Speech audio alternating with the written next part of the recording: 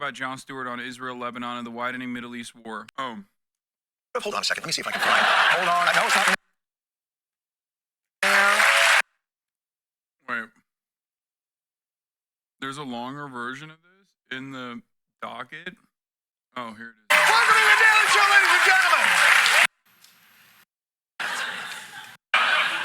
So far, because I feel like he's making light of, I mean, he's a comedian. His job is to make light of like really horrifying events, but it almost feels like he doesn't calculate the severity of Israel's actions because it is a fucking act of terror, which ended up killing like 2 kids. So I don't think he cracks jokes about October 7. You know what I mean?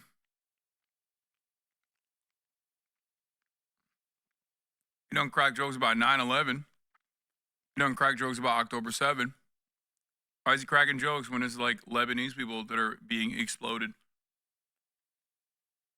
Bro, shut up. Shut the fuck up and watch the show.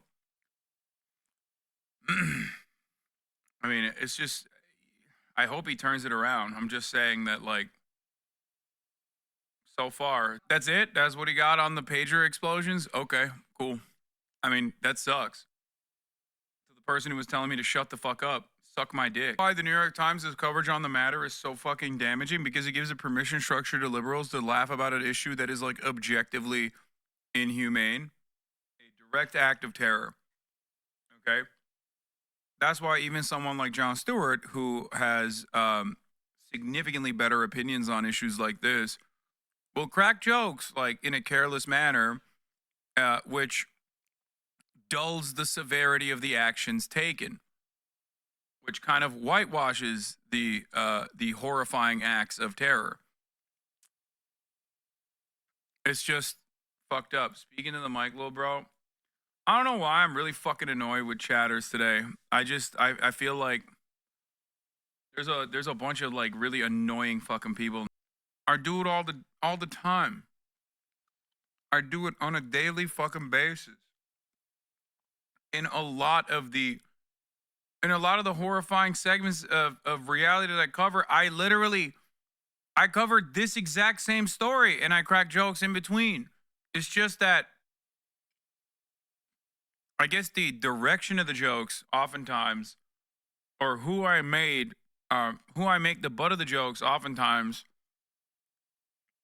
is the Israeli government. You can make jokes.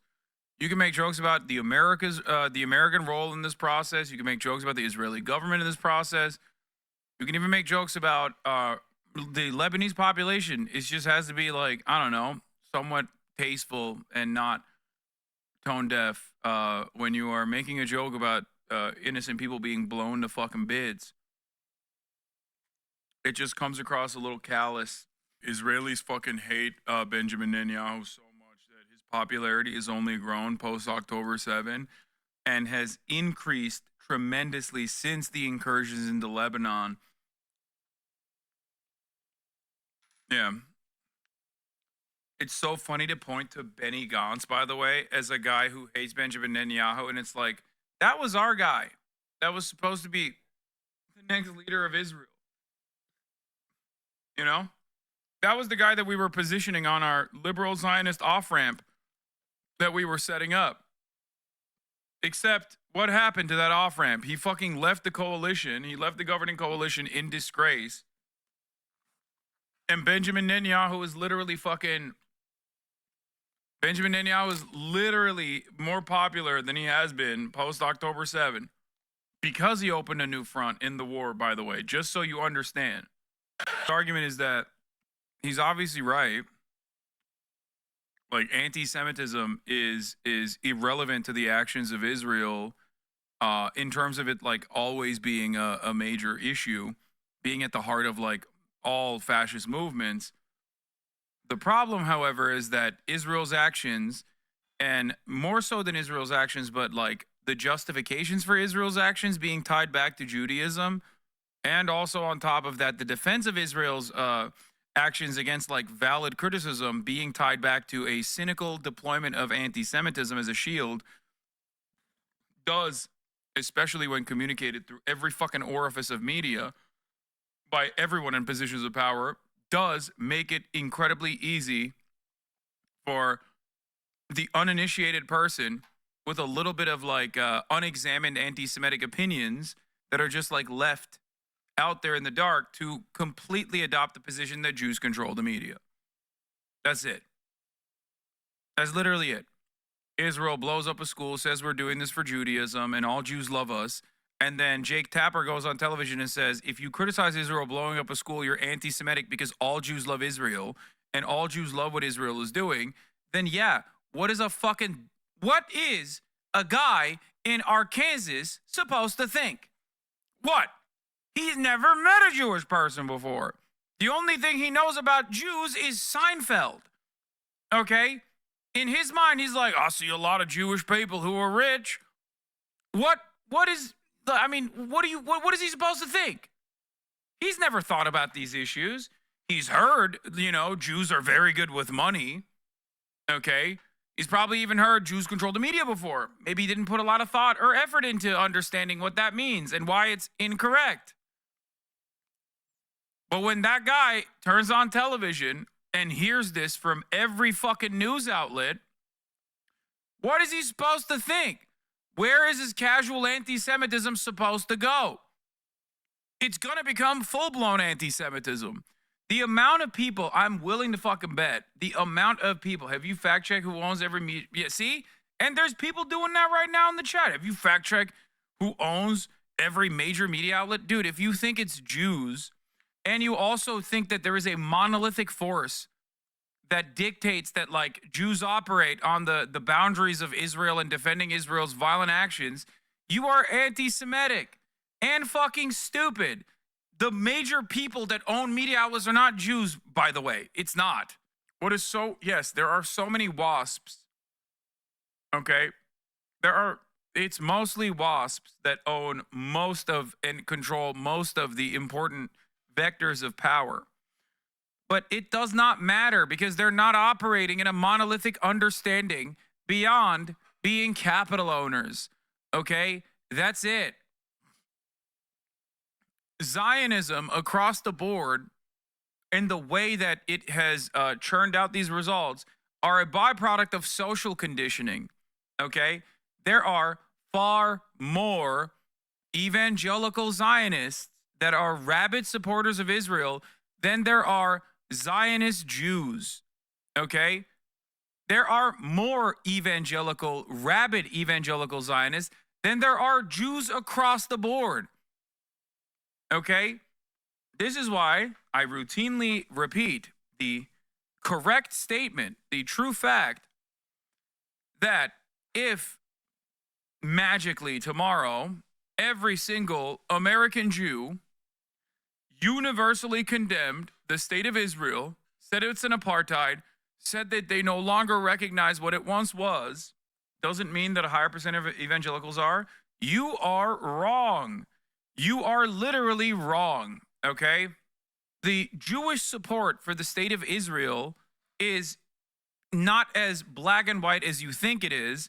A lot of that is never perfectly defined.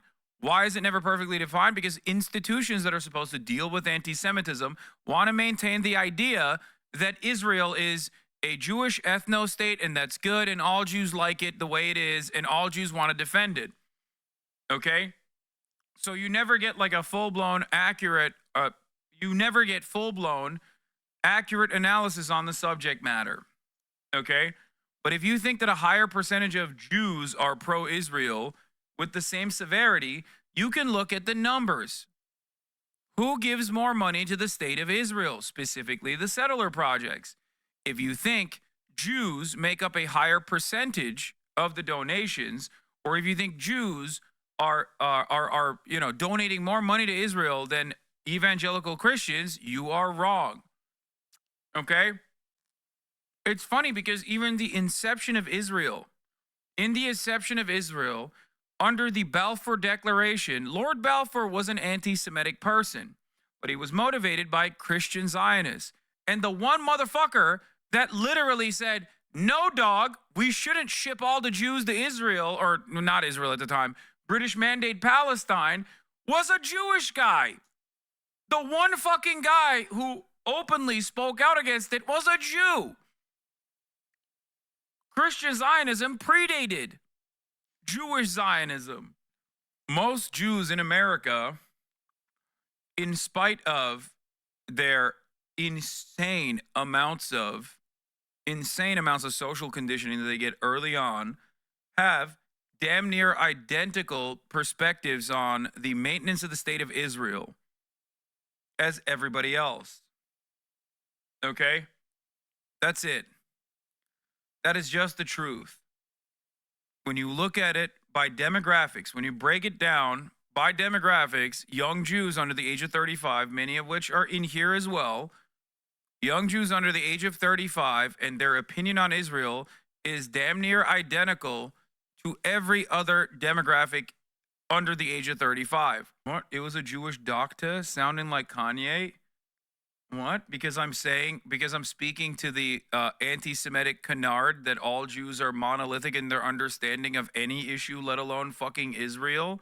Israel's taking urgent steps to find a diplomatic solution to the conflict in the northern front with Hezbollah. Conflict? Dog, they're looking for a diplomatic solution to the problem that they started? What the fuck? Would you also say that most Jewish people in the U.S., but also in general, are generally uninformed about what's happening in Gaza and rather are just defending the state of Israel? I mean, sure, that's part of it. If they watch only mainstream media, then yes, their opinion is going to be similar to your Christian dad. You know what I mean? It's just the same shit. So, like, this speech was actually really informative.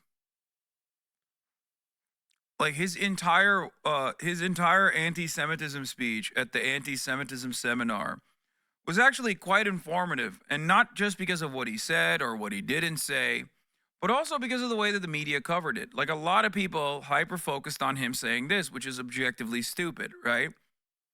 But many people did not talk about all the other things that he said. The many instances where he basically defended Miriam Adelson, said, I gave Sheldon and Miriam everything they wanted. Like, pure graft. Okay? Pure fucking graft across the board. He brought up Miriam Adelson by name because of Miriam Adelson's donations. And it's odd that mainstream media did not even cover that at all. Normally, if Donald Trump was, flubbing this hard about any other issue, the media would make mincemeat out of that shit. He literally personally said he gave Golan Heights to Israel because he got money from Sheldon Adelson. I'm going to try to find this thing. Hold on. Michael Treacy, I can't believe I'm saying this, but Michael Treacy clipped it. And then Felix actually quote retweeted it. And I just want to show you that clip again. Yeah, it's deeply anti-Semitic to accept that this happened. Recognize Israel, just as I promised, I recognize Israel's eternal capital and opened the American embassy in Jerusalem. Jerusalem became the capital. I also recognized Israeli sovereignty over the Golan Heights. You know, Miriam and Sheldon would come into the White House probably almost more than anybody outside of people that work there. And they were always after, and as soon as I'd give them something, always for Israel. As soon as I'd give them something, they'd want something else. I'd say, give me a couple of weeks, will you please? But I gave them the Golan Heights, and they never even asked for it. You know, for 72 years, they've been trying to do the Golan Heights, right? And even Sheldon didn't have the nerve. But I said, you know what? I said to David Friedman, give me a quick lesson, like 5 minutes or less on the Golan Heights. And he did. And I said, let's do it. We got it done in about 15 minutes, right? Yeah. Michael Treacy says, take note of which Trump comments provoke controversy and which don't. Trump said this week that he gave Golan Heights to Sheldon and Miriam Adelson, his top funders, who came to the White House almost more than anybody. Not a peep about this brazen admission of graft. Now, one must ask the fucking question, why they didn't cover this aspect of the story, or why They didn't even talk about Donald Trump's, I guess, objectively correct statements in terms of like anti-Semitism rising in college campuses, because they believe it too and they agree with it. That's why, okay? And the great question, exactly, the real follow-up to that is because Biden did nothing to undo it. Why would he do that? Because Biden is also an ultra-Zionist. The entire time, he kept saying, I gave everything you want. Okay? I gave everything you want to you Jews. Why won't you vote for me? You must be cursed. That's what he said. Okay? Now, obviously, from my perspective, that is an utterly insane and deeply anti-Semitic thing to say and to think, right? Not because of the you Jews part, but because it comes with the underlying false notion that all Jews give a shit about in America is Israel.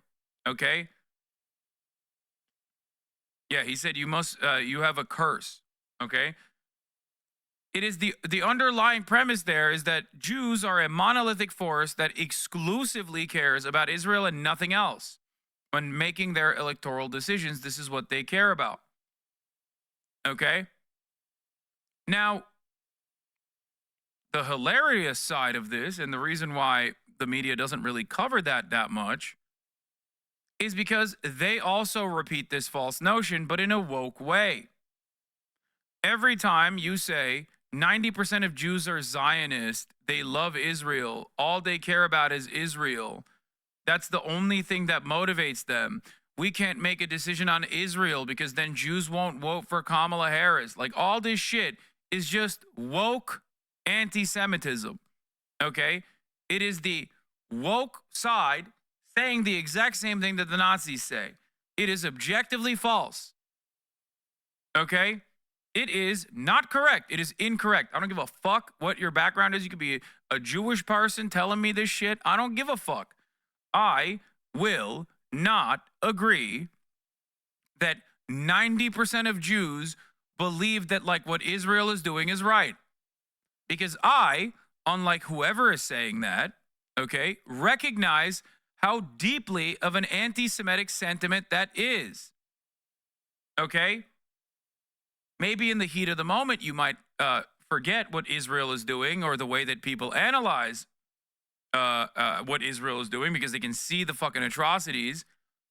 But when you come out as a defensive posture and slap on Judaism in defense of the state of Israel, okay, well, sorry, but you are creating more anti-Semitism. It's just the truth. Straight up.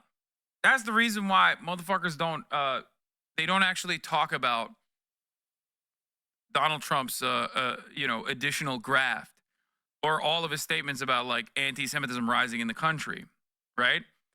The reason why they don't talk about it is because they also agree with the underlying premise. Even if they don't actually agree or believe it, they say it anyway because they think it is a good deployment. It is a good way to defend Israel's actions and to silence the naysayers by simply claiming you are anti-Semitic.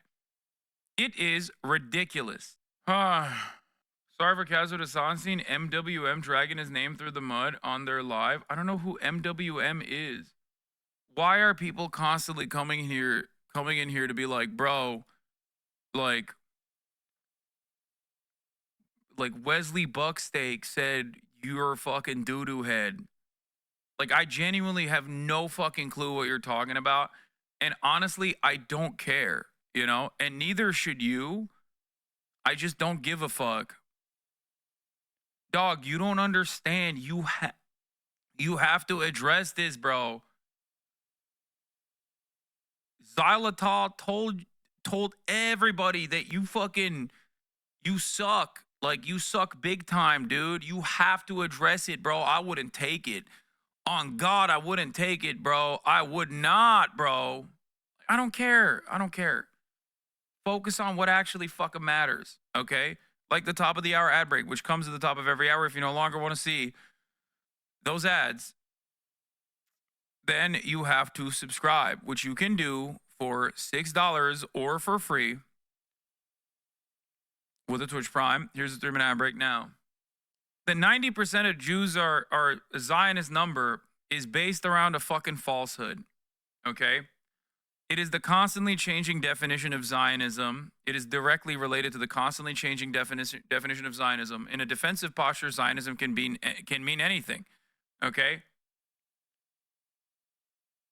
There is no like one singular definition that everyone can get together and agree on for some fucking weird reason. But the other reason is the other number. I remember reading an article on this, but like it's just like a fucking made up poll. It's not like a real fucking poll, but it keeps getting repeated over and over and over again in media.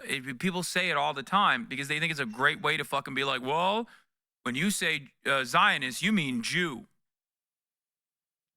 First of all, in the grand scheme of things, just by the numbers, okay? Just by the fucking numbers. If you personally think that there are more Jewish Zionists than there are evangelical Zionists, you're just fucking wrong and delusional and stupid, okay?